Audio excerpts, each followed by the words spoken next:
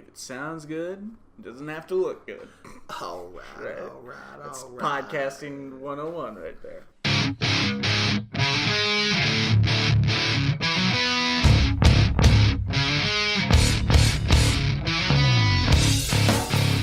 Hello everyone and welcome to Sort of My Podcast. My name is Vincent Herman, Vin the Human, sitting right next to me. James Odle, Alphaspecter. Unfortunately, Dr. T. Neal, Travis Herman, won't be joining us tonight, but what you can go ahead and join in on is liking Sort of My Brand and our nerd news page, Sort of My Comics on Facebook, follow Sort of My Podcast on Instagram, Twitter, and subscribe to Sort of My Brand on YouTube. You're listening to this somewhere, well here, why not rate, review, comment, and tell us what you think about any of the stories that we cover in today's episode. And all of our personal social media is in the description down below. So, I've been on a little bit of a bandwagon lately. Oh, God. Okay, well, okay, so, you know about Bill Finger, right? You're aware of the whole Bill Finger thing where, like, for years Bob Kane was, like, taking credit for his shit. Now Bill's finally getting the recognition that he is. Like, all the way back to BBS was, I think, like, the first time on screen they had ever put his name in the actual, like, intro credits and shit. Yeah. Well, I watched the Bill Finger documentary on Hulu, Batman Bill, and it just, like, opened this whole world to me. Like, just, like, all of the things that this guy had done. He had helped with the creation of Green Lantern. He was the inspiration for the creation of Alfred and Batman. Just, like, tons of stuff. He was responsible for a lot of different things. And I, like, so much so, like, after I heard the Batman on Batman episode with his granddaughter, Athena Finger, who was, like, her and the guy who made that documentary, like, were real big in the fight of getting Bill recognition. Yeah. And stuff. So, I went and added her on Facebook as a friend. She accepted it. I sent her, like, a nice little message to be like, your grandfather, blah, blah, blah, this, and, like, I'm excited if you and Kevin Smith actually do team up, do a comic, like, because that's what they talked about in the episode. Anyways, apparently, like, there's a lot more than just Bill Finger that goes under the radar. Like, one of the things that I've been noticing coming up in my feed now, and again, this is probably, like, one of those, like, Facebook is watching everything you do, like, targeting you and shit, like, but Wonder Woman's co-creator, H.G. Peter, or, like, claimed co-creator, because I'm going to ask you a question here in a second, who was the original artist on the Wonder Woman books. I guess he wasn't mentioned in the biopic, the James Marsden and the Wonder Woman, like the biopic movie about the creator of Wonder Woman, the main creator. I guess he didn't get any recognition in the Wonder Woman movie either, or anything like that. Wow. So I started looking into this guy. I was like, wait a minute, we got another Bill Finger on our hands now? I was like, holy shit, like, this shit runs deep. But, no. So I started looking into it, as you do, and I found out that he was only the artist. He, like, didn't really... I mean, he modeled what her look would be like, but he didn't really have much to do with, like, her persona or, like, her powers. Yeah, he didn't really create Wonder Woman, and now I'm like, well, okay, why are people being so sensitive about this? And it brought up this question in me, and I was like, okay, like, where Bill Finger, he came up with the look of Batman, he came up with, like, a lot of the story ideas and stuff, and Bob Kane was just the artist. And there's a whole... Watch the documentary. So there's a whole lot more to it than that. But, like, in this instant, James Marsden was, like, the writer. He came up with all this stuff. And this guy, H.G. Peter, just did the art. And so it brought up the question to me, should artists be considered co-creators? Like, I mean, yes, you made the look, but the writer's scripts, and Kevin Smith has even said... I've actually heard a lot of different... comic writers say this, that they're usually coaching the artists along. Their script helps define what goes into the actual thing, right? The actual finished product. So, yeah, what do you think? I mean, I can kind of see it from both sides, actually. You know, like, okay, say someone comes up with this brand new character and... you know, never before seen hero. Now, who is responsible for that first imprint Like, the first time you see this character in, like, full costume, heroic pose, like, whatever it may be, you know, who is the one giving us that visual image? Who's the one that, like, gave us our first visual image of Superman, of Batman, of Wonder Woman, the Flash? Like, all of these heroes, is it strictly the artist? Are they telling, or is it strictly the writer who came up with Spider-Man? Okay. We'll go with this, for example. Be like, are they standing over the artist's shoulder? Be like, okay, now I want him to have, like, a red and blue suit with a spider on his chest, and I want it to look like a web all over his costume. Now, are they giving them that exact of, like, a description of how they want this drawn? They can't draw it because they're, like, either a shitty artist or, you know, they know that this person can do it justice. In this case, I think it was H.G. Peter who actually, like, came up with the design of Wonder Woman. But, like, okay, well, think of it this way. Like, where comic books are both a mixture between a visual medium and a literature medium. They're a work of literature and a work of art. Yeah, but people knew what Dracula looked like before anyone drew a picture, before Bela Lugosi played him on the big screen. Even though, like, Bela Lugosi's was a take on the original version, people knew what he looked like because of the way it was described in the book. Right. So, like, okay, let's say, like, if I drew a picture of an orange cat that looked dissatisfied, but nobody ever wrote anything for it, would anyone remember Garfield? No. It's the guy who said, I don't think he likes Mondays. Nor does this fucker prefer to get up and do anything. Nor does he want John to do anything but make him lasagna. Oh yeah, he has an owner named John. The guy who wrote all that stuff down, that's the guy who really made Garfield who he was. And in this case, I would say that James Marsden made Wonder Woman who she was, regardless of how she looked. Her character was probably more captivating than her outfit. Right, but, I mean, there's still that argument there is, with being in comics, you know, whether it's a comic strip, comic book, you know, a web comic, whatever, there's the big part of it is looking at it, getting that visual image of these characters. So I feel like artists should be credited somewhat, like, what, maybe not necessarily as, like, co-creator, because if someone, like, if someone brought you, like, a stick figure and was like, make that Wonder Woman. Maybe as something like that said, like, with inspirations from H.G. Peter.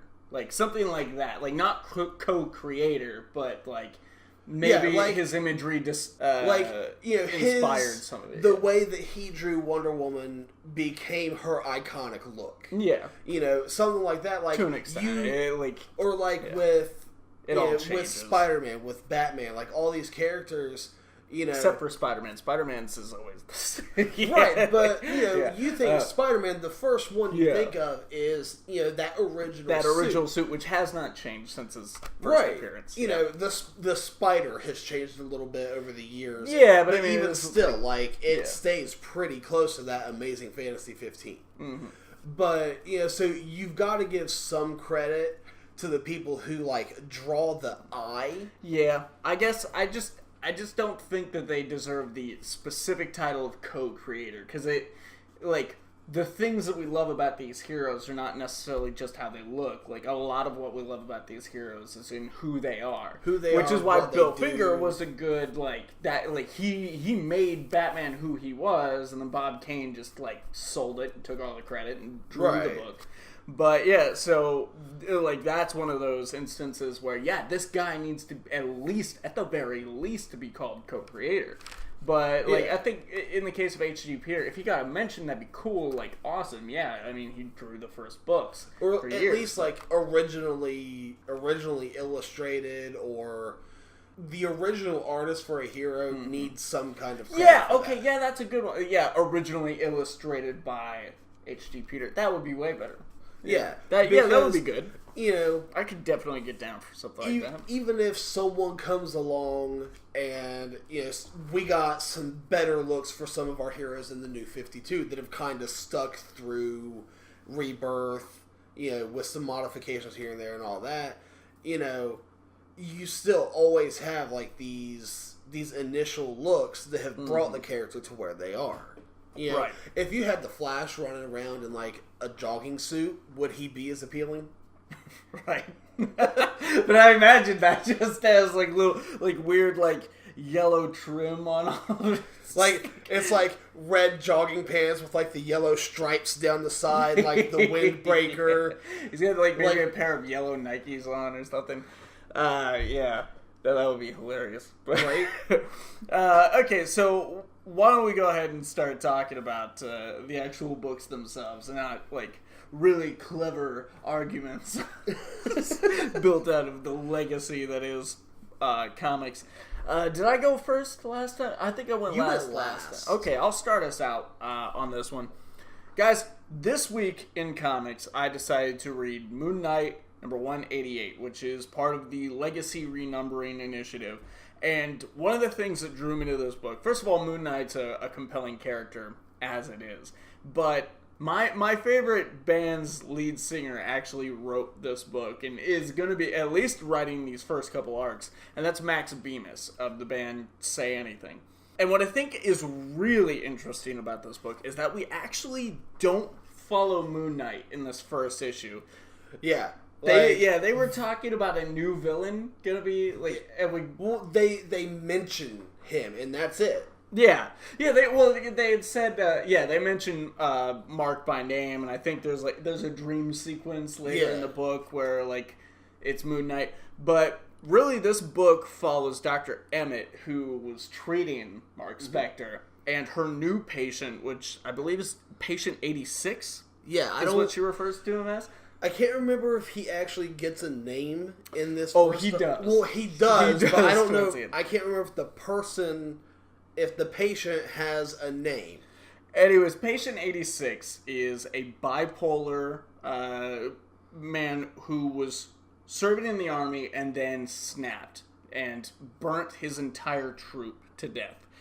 And all throughout this book, it's really not so much a story about him, even though he's an important catalyst in it, and this is the new villain. This is going to be the guy that they're going to be following later on. But it follows Dr. Emmett in her everyday interactions with people after having dealt with Mark Spector and his multiple personalities. And you see the effect that dealing with him and her, I would call it obsession with him, has had. Yeah, because it has had a negative effect on her life, and it's caused her to raise all these questions she thought she already had answered, and being very introspective throughout a lot of this book.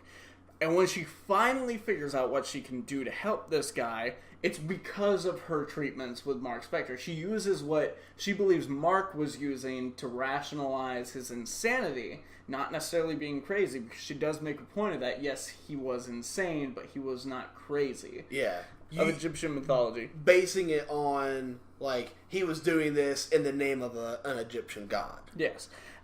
So she brings this patient 86 a picture of Amun-Ra, and it explains to him about Khonshu being Amun-Ra's son, and their relationship with trying to burn brighter than the other, and like the imagery in this book is like, I love it. Yeah, like as the imagery as the book goes on, the imagery becomes more what would be the word, like projective? Yeah, would be more projective of what's going on in their minds, symbolic, mixed with what is going on in the real world. And he takes to it. He starts reading all of these books that she gives him about ancient Egyptian gods, and I think it's not really clear whether she gives him Mark's file. She puts a file down here. I don't know if that's Mark's file, Mark Spector's file, but he does have a picture of the Moonknight later. Which kind of makes you wonder, like, the credibility that she has. Just giving random patients... You shouldn't give patients other patients' files. Like, that's for sure. But they never really say whether she's actually done it. Maybe she just brought it in for a little bit of, like show and tell. Like, she didn't read it off verbatim. But she's like, here's another patient of mine that suffered similarly to the way that you are. Yeah. And this is how I helped him, blah, blah. They don't really go into that, but it is there. Eventually, she is interviewing the doctors at the military hospital that he was staying at before he was committed, and ends up getting a text that there's something wrong at Ravencroft, which is where the patient 86 is being held. When she gets there, he has bitten off the nose of one of the nurses that were helping him and drawn Egyptian symbols all over his room in the blood. He said, when I revealed myself to her, she didn't believe. And then tries to get her to put together who he is. He's kind of playing a game with her at this point. And she guesses Khonshu, but she's wrong. And like this image right here, where like the confrontation between the two of them, he's like, call me by my name, say it. And she says Khonshu, and then he leans back and grins and says, Khonshu is nothing on me, as his eyes begin to burn. And then the entirety of his body begins to burn, along with the room. He gives her the whole speech, like, blah, blah, blah, you brought me purpose, and I've always been a god type stuff. Like, I don't want to go into the whole thing, take forever on it, but she comes to the realization that, no, he is not Khonshu. He is Amun-Ra. As she's burning to death, she's thinking back on his entire story, putting together the pieces, and he leaves her to burn. They later find her in the hospital, or in the remains of this hospital, like still alive. Like there's one eye just burnt out of her skull. Yeah, it is a gruesome, just one panel too. It's just one panel. Yeah. And she says in this panel, I said I believe. And then in the next panel, you can hear that she is now screaming it and hilariously laughing, having lost her mind. And then the book ends on one simple phrase: it begins. Yeah. So, this was a really great book. Got me very excited for the rest of this run. This is the kind of writing I would expect from Max Bemis, and it only makes perfect sense that our new villain is suffering from bipolar disorder. A large thing that brought me into Say Anything's music was because of the way it spoke to me, and then I only later found out that Max Bemis actually suffers from bipolar, which is something that I suffer from, and so it really only makes sense that he would use that as a way to introduce a new entity into the Moonknight mythos. Right. And, like, one of the other great things about this that I found is, like, it doesn't really skip a beat picking up from where Jeff Lemire's run ended. Yeah. Like, if anything, maybe this is just like a few weeks, maybe a month or two after. Like, you could tell this has affected her, and she's moved on and dealt with some other patients in that time. Yeah, but it doesn't take place very long after, and like it does a great job at setting this whole thing up. Yes. And I think it's going to be great. Another thing I love about this book is just the analytical writing, the way she picks apart like almost every little thing. The tongue, like not necessarily, I wouldn't necessarily say tongue-in-cheek, but the very quick-witted nature of the conversations that happen between these characters, especially of Dr. Emmett herself, like just being like on the ball with every response that she has to anyone. Yeah. I have never read this character before, and yet I feel like I know, like I feel like I know everything I need to know about her just from this one book. Well, this is one of the first times, because I don't think she was a character in the Lemire run. Yeah, maybe she dates back to like some of the older stuff. Yeah, I think she like predates this, like the newer stuff, but you can tell that like obviously she's an existing character, or else she wouldn't have all this interaction with Mark Spector.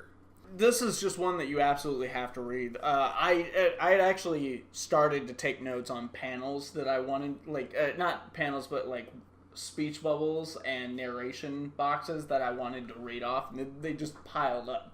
Yeah, like there were too many to go over, and it's a fun book. You gotta read it. Pick up Marvel's Moonknight 188. I'm sure it's probably still on stands right now. Yeah, people are probably like really overlooking this book right now. Right, and they shouldn't. Like, Marvel doesn't have a lot of winners right now, but this is one of them. Oh yeah. So, all right, what did you bring for us today? I picked up this trade a while back, and I finally got around to starting it. It's written by Kyle Higgins, who he wrote the New 52 run of Nightwing, and he's also the writer on the current run of Power Rangers being published by Boom. Okay. Like, I've thoroughly enjoyed his writing through both of those series. I dug Power Rangers. I feel like Power Rangers was a little... While maybe it's just that it's Power Rangers. I don't know. Because I started picking up the book, read it up to 14 issues, and then just after a while, it just felt... pedestrian sounds mean. It just... Stale? Like, it's nothing I couldn't have guessed or thrown together myself if I had, like... half an hour to sit down and think, like, what haven't they done in Power Rangers that would be really cool? Or Mighty Morphin Power Rangers, to be exact. But yeah, he also did a Batman story, The Gates of Gotham. I don't know that one. Never heard of that one. It's really cool. It takes place both in, like, present time and in the past. Okay. It's got Black Bat, Nightwing, like, it was a really good read. I'll have to dig it out and let you read it. I think Bob has it right now. Was it a crossover? Because Black Bat was a Dynamite character. No. Yeah, there's a character called Black Bat. Well, no, Dynamite. she was part of the Batman Incorporated stuff. Okay. Yeah, I didn't get to read a whole lot of that. So. Like, I mostly found out about her through Gates of Gotham and, like, did a little bit of reading. It was Cassandra Cain before... like, she was Black Bat before she became, Orphan? Cassandra Cain? Yeah. Yeah. She was Orphan. I mean, officially, like in the old continuity, she was Batgirl. Yeah. But yeah. But anyway, like, he wrote this, and I found out he, like, back when I was reading all that, I found out this was one of his first things that he did, and it's called C.O.W.L, and it's published through Image. It's the Chicago Organized Workers League. It's nice. Basically a superhero union. Okay. Like you have, like, the laborers union, the pipefitters union. This is the superheroes union, and it has all of these different characters, and like I was saying earlier, it's very reminiscent of Watchmen. Okay. Like, I got that kind of a vibe off of a lot of it. Because it goes to list, we have the Grey Raven, the Cow Chief, and it shows, like, what all of their abilities and everything are, and it tells you which ones are unpowered. I mean, after the title page, yeah. Then, like, there's even a map of Chicago, 1962, showing you which areas, like, these heroes cover. But they're all, like, some of them are unpowered, but they have, like, special skills. Some of them are powered, flight, focused energy bursts. One of them has a 0-point energy gauntlet. I've seen it used once, still not sure what it does in the comic. We have a sharpshooter, a detective, an anti-kinetics. Whatever the fuck that is. It's actually really, really fucking useful. Maybe for that guy. No, like, for being around him, anti-kinetics. Anything that uses, like, kinetic power. Yeah. Like a gun. Okay. Just won't work. Yeah, wow. How did I not put that together? But, like, the first issue, like, starts off, these characters are, like, chasing down this bad guy who is trying to get away with someone. He has a jetpack. He's flying through, like, evading different heroes. One of them goes to stop a grenade that he has launched at her with her, like, force field, and they yell at her, "Wait, stop, it's a flash," and it's a flashbang. And she fucking blinds herself because it goes off right in her face. It doesn't hit her, but the flashbang goes off right in her face, and she falls out of the sky, can't see. So, this guy, Skylancer, he's the villain that they're chasing. Okay. And he's the last member of this, like, super-powered 6-member, I think, crime syndicate in Chicago. That they have hunted down and chased down since the war. Perhaps they're called the Sinister Six. No, they're not the Sinister Six. No. The Grey Raven was like an old war dog. He's now in charge of C.O.W.L, the organization.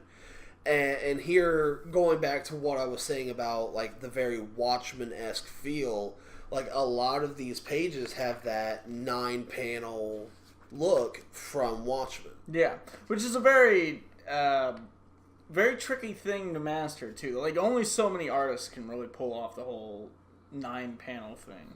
Yeah. There's a lot of the just daily work of these heroes just walking a beat, essentially. Mm-hmm.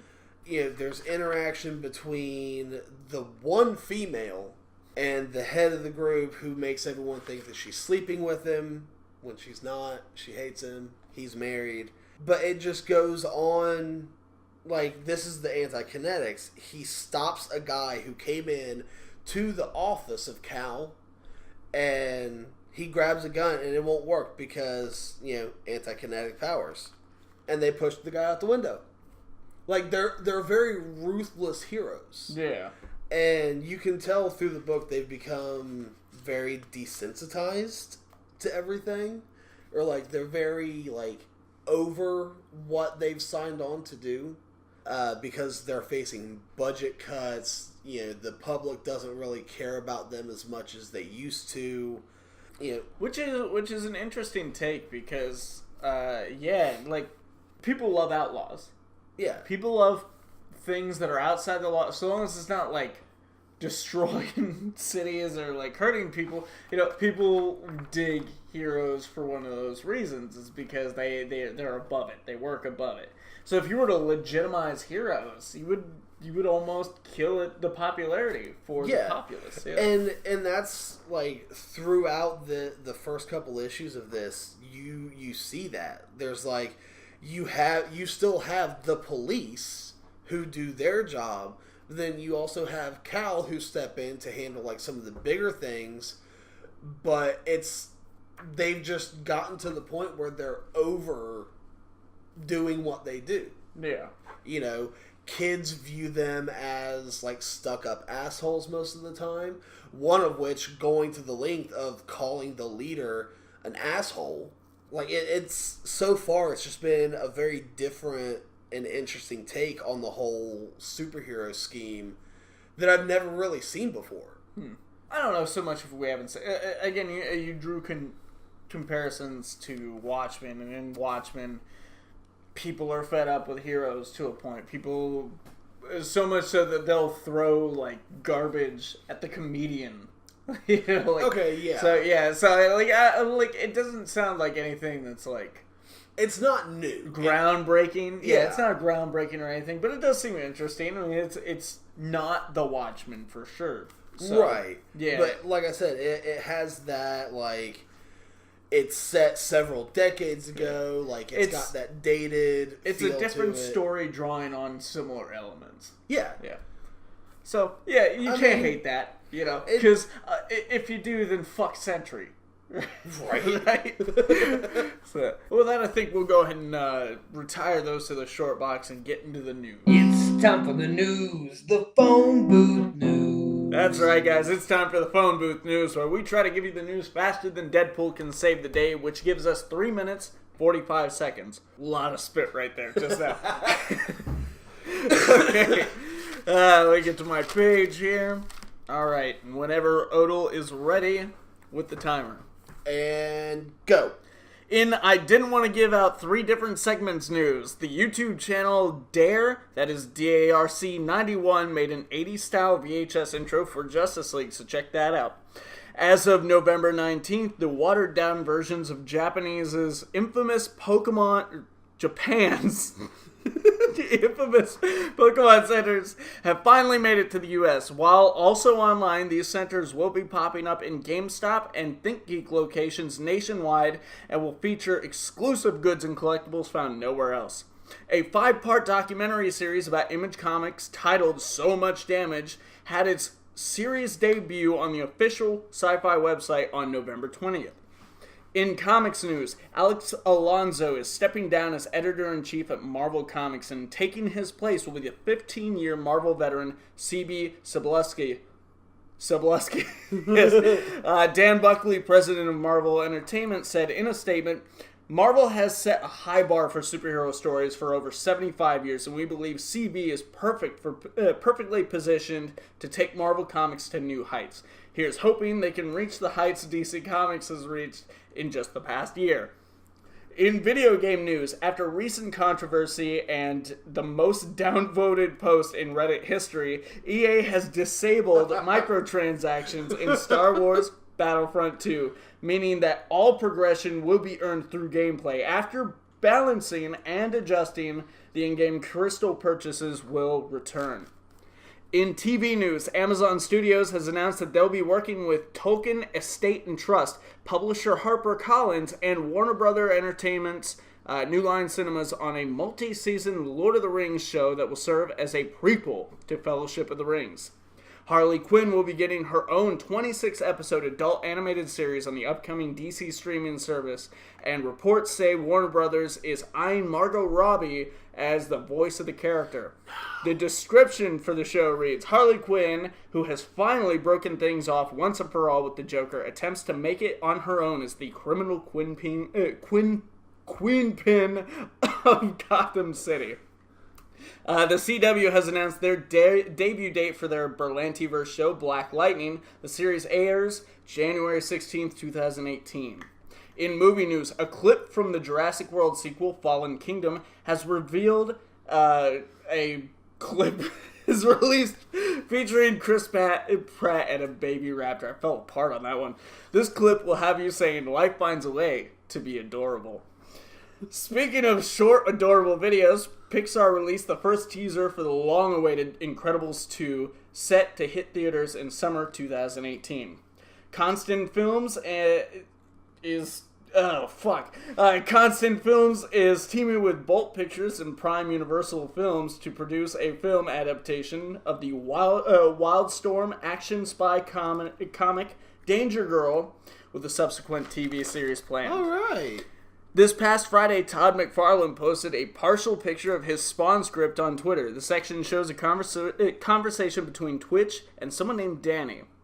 Another Spider-Man spin-off film has been announced. The Sony film will be centered around Morbius, the living vampire, with the script being developed by Power Rangers writers Bark Sharpless and Matt Sazama. Something like that. Why do people have complicated names?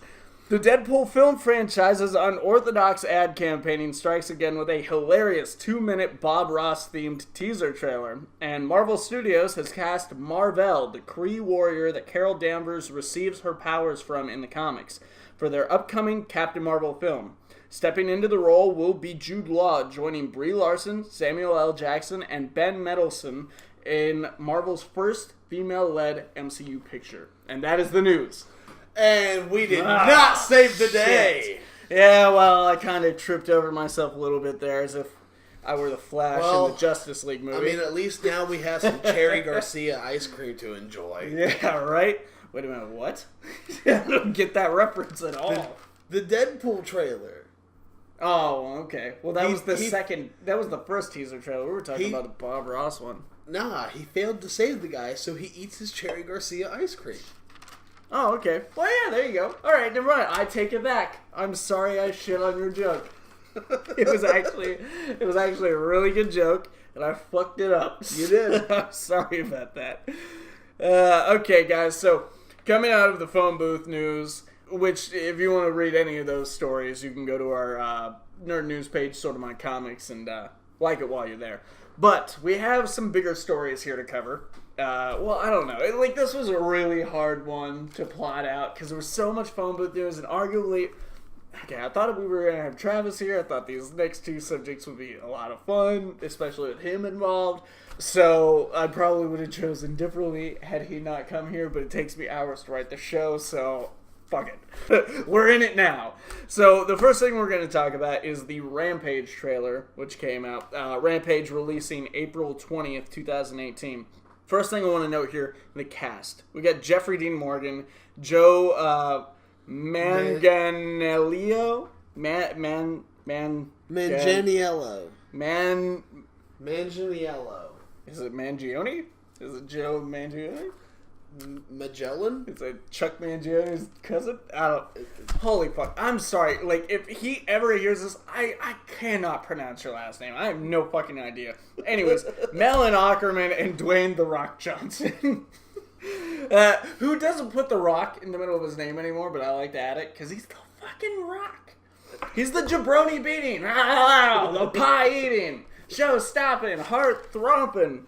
I don't know. Nope. Half of that is something he's actually said. But only half of it. Now, you might know from this first thing for this trailer, the original game's monsters were actually formerly humans, whereas this seems like it's going to be like something happens to animals. We don't know what from the trailer. They're transformed by some kind of like chemical. Yeah, and the fucked up thing is that like you really could have gone any way with this. I mean, like, we're talking about giant animal type monsters destroying the city. Like George, although he's brown in the game, like, fine, you want him to be an albino gorilla? Sure, whatever. You want to change it from humans to animals who are overgrowing? That's fine. But did we have to change it for, like, the wolf could have, like, become humanoid-ish and stuck to the whole wolf or werewolf aspect from the actual game. And, you know, like, Godzilla's a thing. So, like, when we, like, you said it while we were watching the actual trailer. What did you say? Go ahead, no. When it came up, when it was in the water. Oh, I'm like, and Godzilla showed up. Yeah, right? Like, that's exactly what it looks like. The very first thing I thought. Not necessarily from, like, not the new Godzilla we have, but the, it did, like, yeah. the it was early reminiscent of like, the 2000s Godzilla, American, because... Who in Japan is just called Zilla.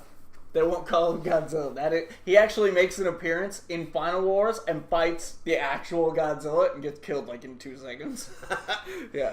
But yeah, like, that's exactly what it looks like until it comes out of the water. Yeah. Like, when it comes out of the water and you see that massive maw. Although, you know, props on the joke for that, because the very first thing, like, I think before it comes out of the water, Dwayne Johnson's like something along the lines of, what were we missing? A giant crocodile. And honestly, by that point in the trailer, I was like, are they going to show the reptile? Like, what the fuck are they doing? You don't think that they're actually going to show it. I thought they had script that motherfucker. But honestly, with King Kong and Godzilla being in the same universe, and then you got, they're talking about bringing the Pacific Rim universe into the same universe as well.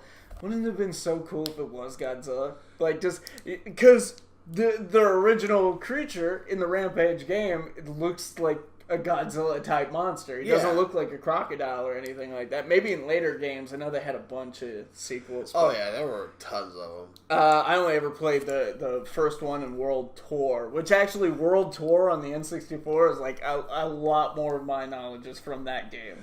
Well, like, a couple years ago, like, an ex-girlfriend of mine, she, like, hooked up on her original Nintendo, and I would just spend hours. She hooked up with a Nintendo 64, got real awkward in our relationship. It got real awkward because I just started ignoring her for the way that Nintendo. controller is shaped. Yeah. This is a family show. Alright, yeah. But, like, I spent several hours just sitting there playing the original Rampage. Right. And, you know, it's not as easy as I remembered it being. I think I played, like, the original Rampage maybe at, like, a cousin's house, maybe, like, a variety of reasons. I never owned the original one, which, like, actually, like, dates before the NES. But anyways, well, wasn't it initially an arcade game before it became a console game? It was an arcade game and stuff. In the NES version, I was like, okay, this is all right.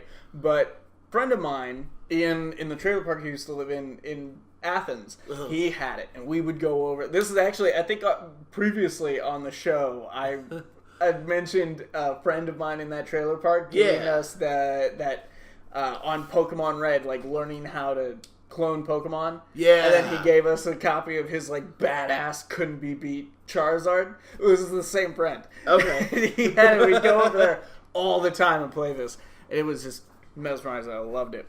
But, like, it would have been really cool had it been Godzilla. Like, also, it would have been out of nowhere because we hadn't heard any news, and literally anything that happens in any movie makes the news. Mentioning that this is like the same universe as everything else, if they could somehow swing that and like tie all of it together, like maybe this isn't Godzilla himself, but fuck no, bring in Godzilla. Fuck yeah. Well, plus he'd squash this. Actually, this new Godzilla would squash the shit out of it because. Like, this is... Okay, we are really veering away, but I really want to go here. Like, the new Godzilla that we have, like, I saw, like, right around the time that the movie came out, there was, like, a size chart of all of the Godzillas. And he easily, like... And he dwarfs... I don't think he's... all of He's them. a little more than twice the size of the tallest version of Godzilla to ever come out. And like, the biggest one before that was the movie with Matthew Broderick from, like, the early 2000s. Really? Yeah. Because he's smaller than... Well, he's similar in size. It was the way that he was long. Was the thing for the Matthew Broderick. Like, from snout to tail. Because he's an iguana. Well, yeah, he was longer than he was tall. Yeah. Because he never really stood, like, fully upright, like, you know, classic Godzilla or the one that we have now. Yeah. But the one that we have now is 2.5 times bigger than the tallest Godzilla. Yeah, I guess is like 2000. if he came walking onto the scene, he would just step on all the monsters rampaging. Because we're talking about like a 2-story. We're talking about like maybe 3-story monsters here. Yeah, like monstrous animals. And if you haven't seen the trailer, the reason we're complaining about the werewolf is because it's not a werewolf. He's just a wolf, like a big ass wolf. Like the only thing that they really did to make it similar to the wolf character from the game was they kind of gave it some hair. Yeah, they gave him more like of they gave it like type a hairstyle. Look. Yeah, now like they gave a werewolf hairstyle, a muscular 3-story werewolf could totally fight like a 3-story gorilla, but a wolf versus a gorilla, even if he's 30 foot, like no, that wolf is not gonna take that gorilla, not at all. Like almost anything going up against a gorilla, like most of the time that gorilla's gonna win. Yeah, and now here's why this is important. This little discussion here is important. Because we're dealing with a video game movie, first of all. Like, there is not a single great video game movie. There are maybe 1 or 2 that are decent.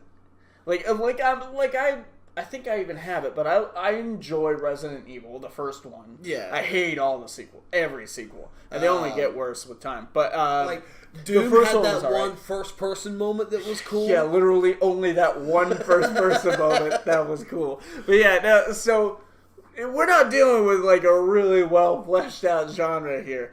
And then on top of that, it's also kind of a disaster movie, which is another genre which classically is terrible. So the only real thing to come away from this is, and like in this trailer, it's the only thing that makes me want to go see this movie, is because it's also kind of a monster movie. And when you go see a monster movie, you don't go to see it for the people. You don't go to see it for like, why is this monster a thing? You go to see fucking monsters. You go to see them break shit. You go to see them fight each other. You go to see them fuck shit up. And this movie is gonna have that in spades. Mark my words.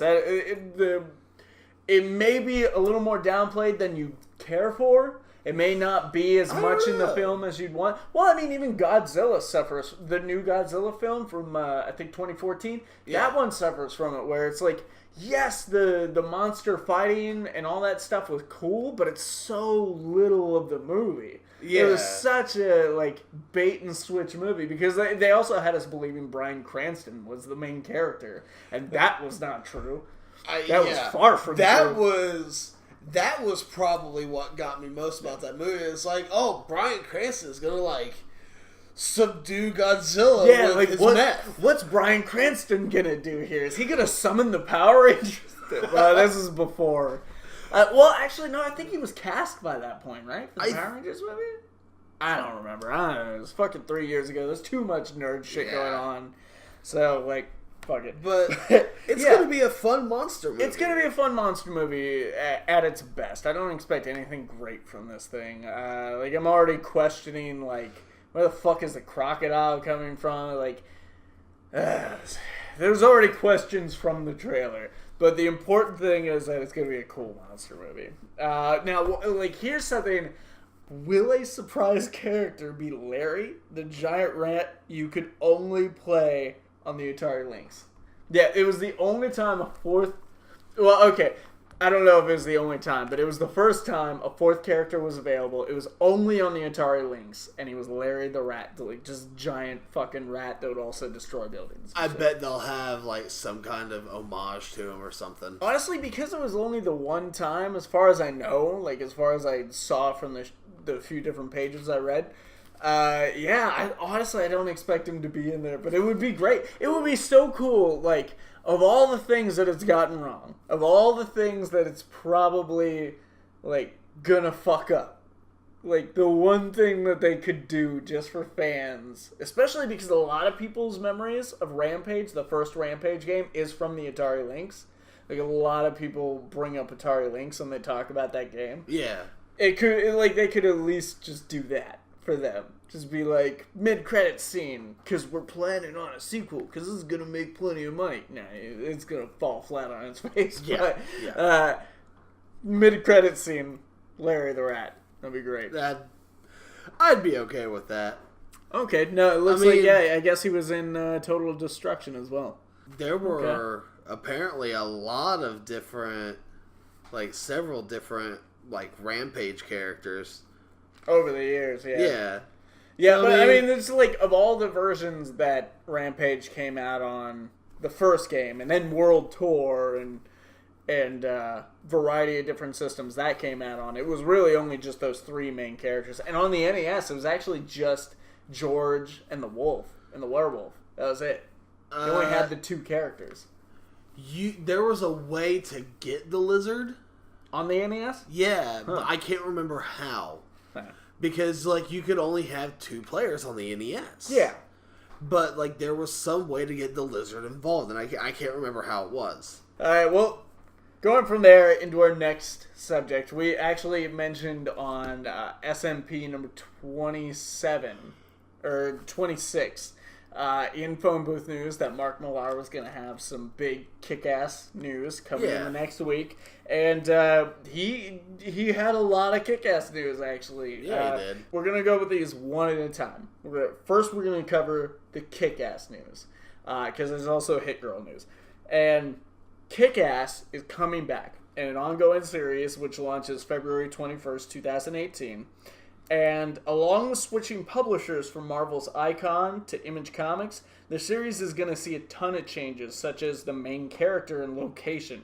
Our new Kick-Ass is actually going to be Patience Lee, who's an Army vet, mother of two, who returns to New Mexico from Afghanistan to find that her life is in a different state than how she left it. And now she's got to take down person who killed her father. I don't like no.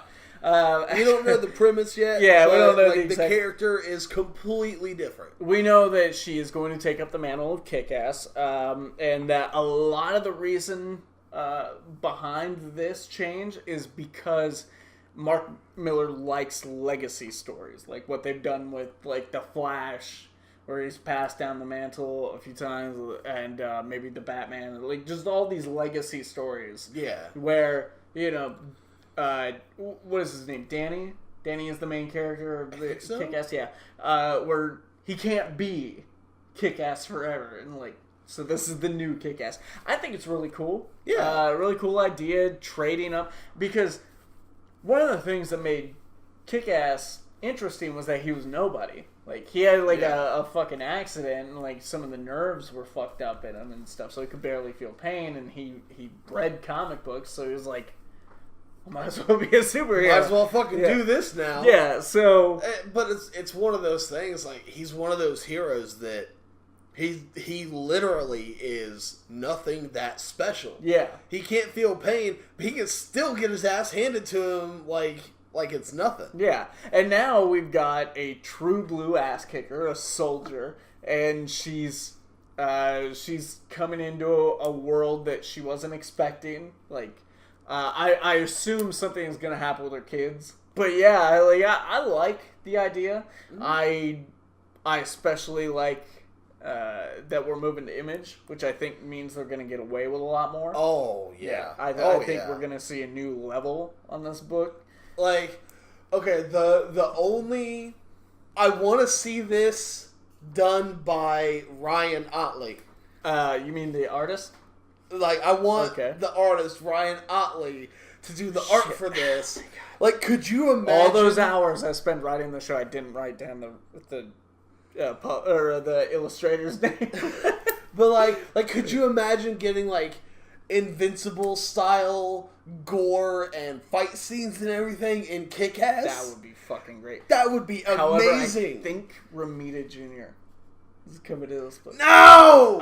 Off the top of my head, don't quote me on that, but I think it's Romita Jr. No! Why? There are so...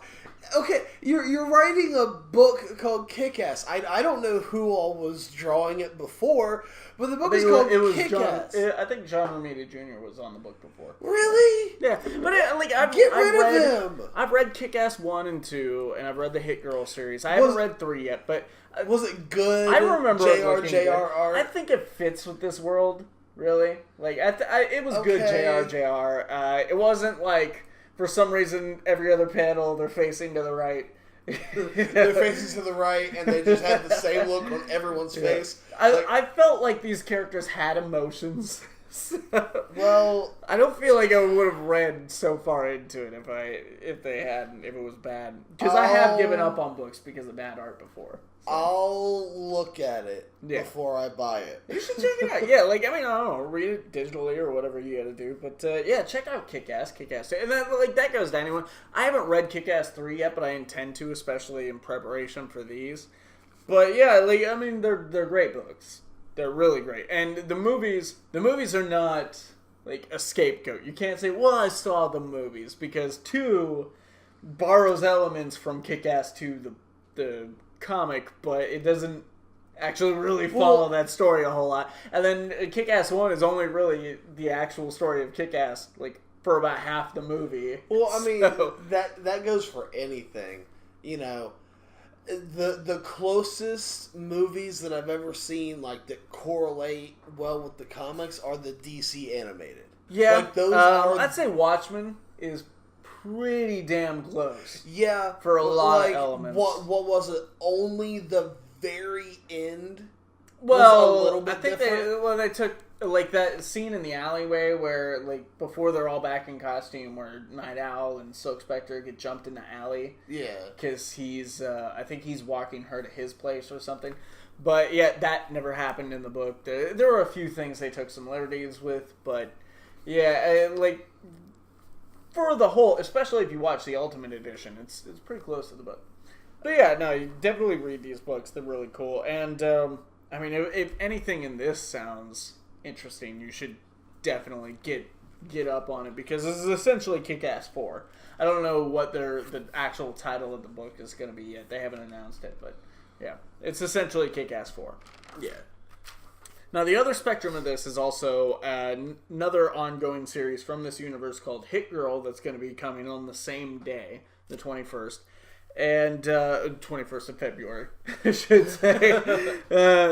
But this actually picks up immediately after Kick-Ass 3. The pints, and I wrote this out. The pint-sized Punisher becomes a hero for hire in her own right. Mindy is now actually traveling the globe, putting down evil with every stop. Her first job actually brings her to Colombia to help a mother whose children were killed by the country's most feared hitman. The series is actually going to see multiple writers. Mark Millar is going to be covering the first arc himself. Kevin Smith is taking on the second arc, which is set in LA.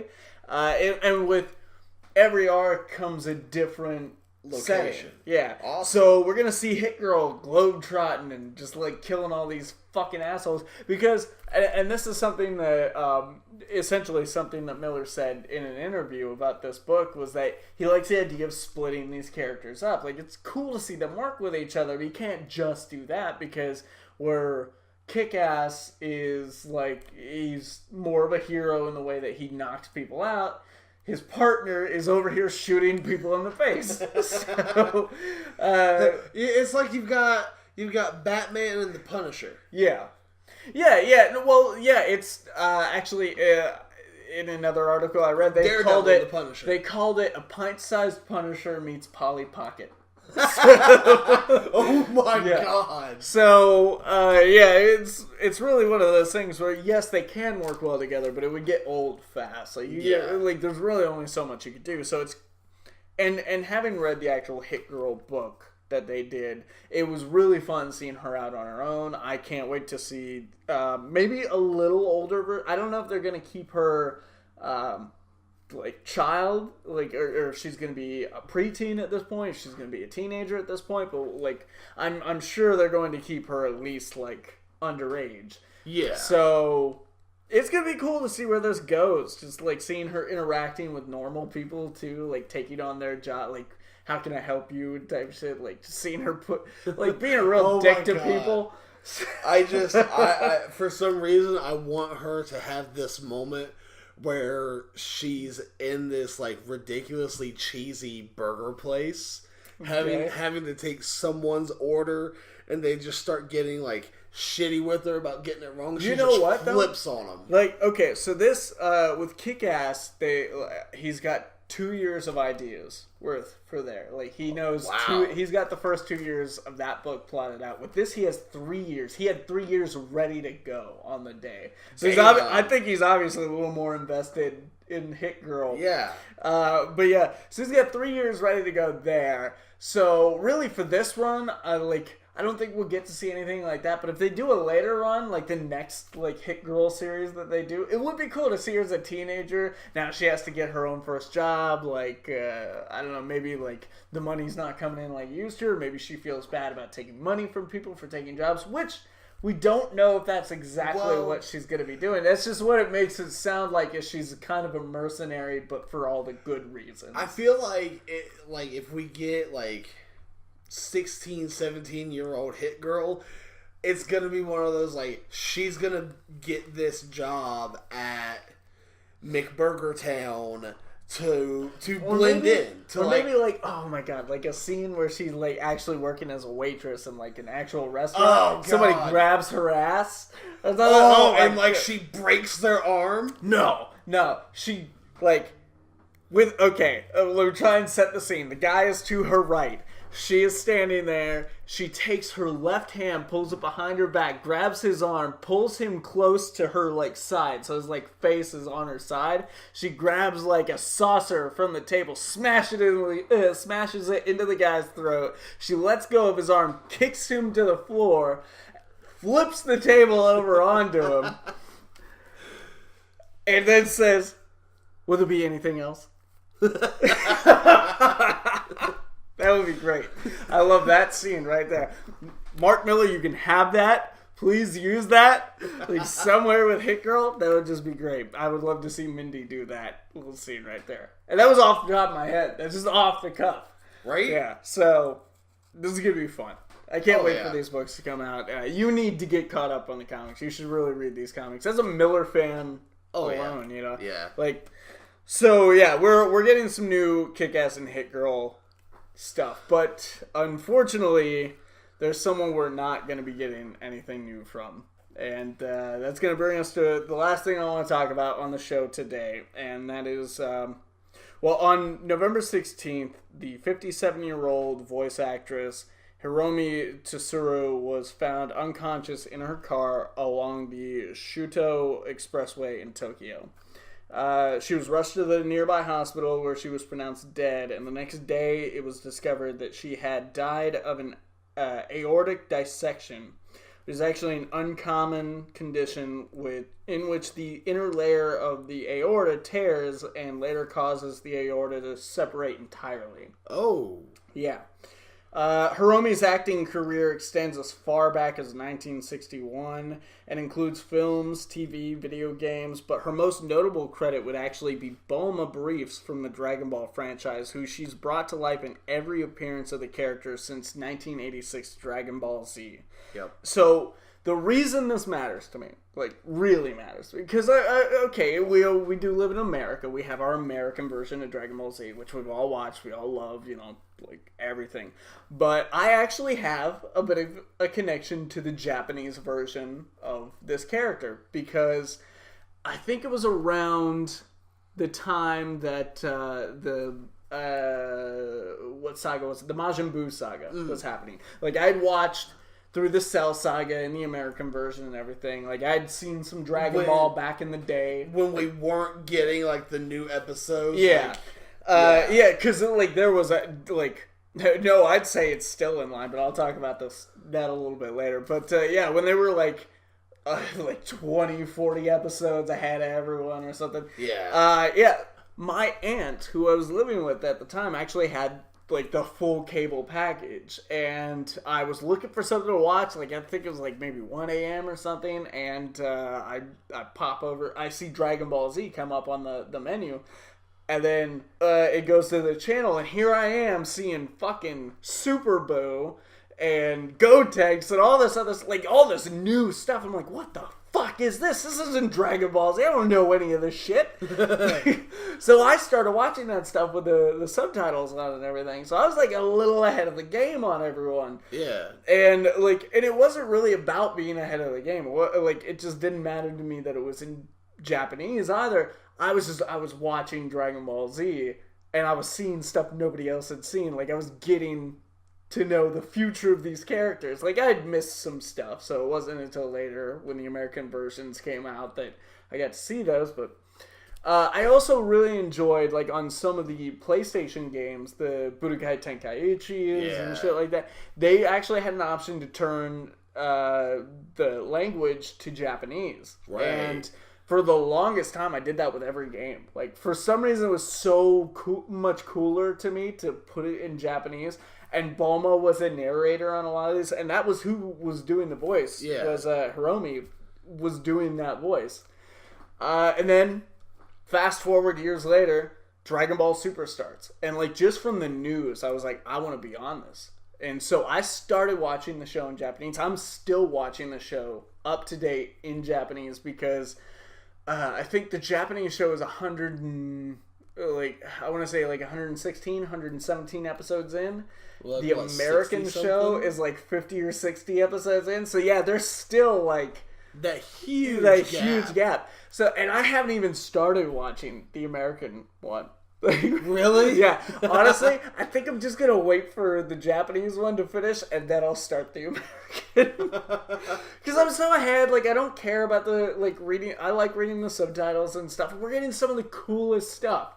Like, and to be fair, it had, not to be like, oh man, I care so much because I'm watching the Japanese. Like, it has been a while since Bulma's been on there, but like, what would the show be without Bulma at some points at least? Right. And she has been on the show. She all throughout, like, maybe the first 70 or 80 episodes, like, she's in and out of there. Yeah. Like, heavily. It's really just been these since this tournament started, this most recent Otherworld, not Otherworld, but tournament for the Zenokai, who's like the god of gods. Like, yeah, it's a whole thing to go into. But later on, there's going to be someone that's going to be above him. Like, yeah, the chain of command just never stops. But she has had an impact on my life. She has been there during certain points of my life, or where I've gotten to like experience Dragon Ball on another level. Because everyone played the PlayStation games, but who else really put them on Japanese? I got to have fun with that.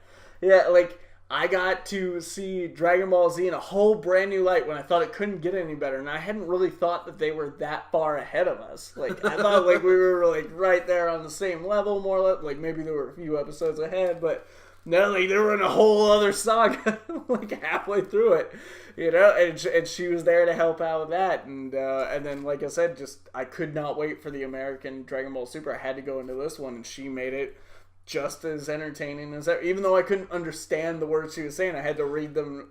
Like I still got the inflection from her voice. I got to experience her emotion in the acting.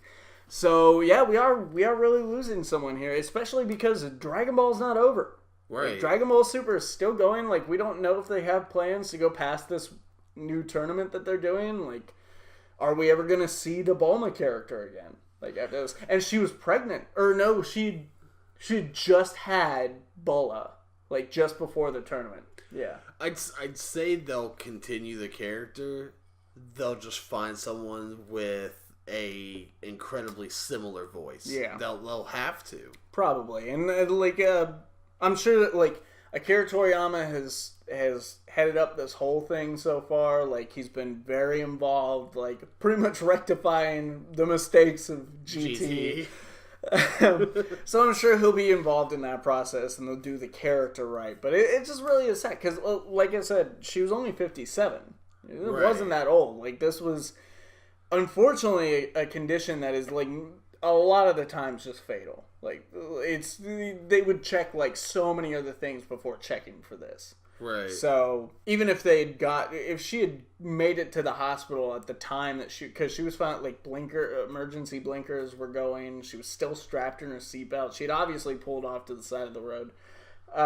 So, yeah, and, like, even if she had pulled into the hospital at that moment, she still could have passed. Yeah. So, yeah, it's just sad to only just now realizing the points in my life that she's been there for. Like, like I feel a little bad. Like, I never really appreciated these Japanese voice actors as much, and now here we are.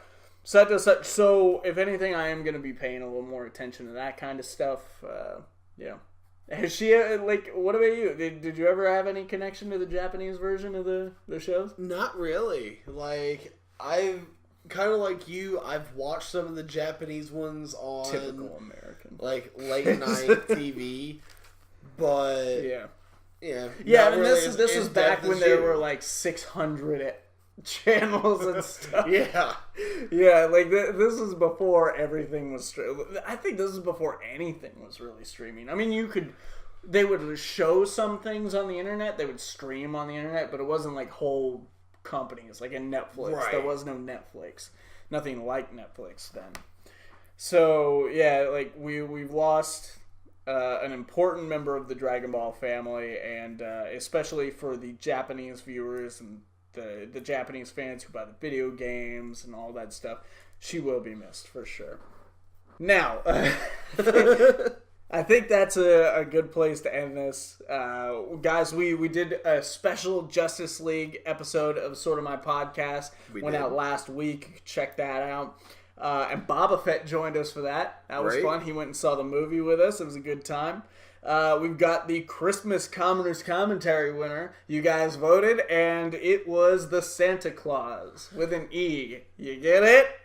Yeah? Because lawyers. Because it's a clause. It's a contract, guys. Yeah.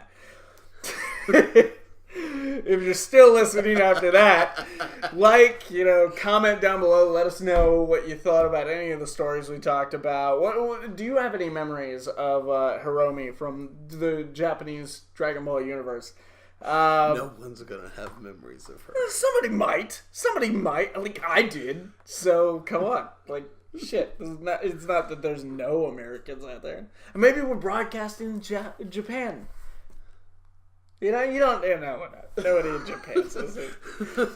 Let's come back in from the clouds, Vinny. And if you're still listening after all that, you obviously like this enough, or you're interested or intrigued or baffled. So go ahead and follow us, because there's more of this coming in the future for sure.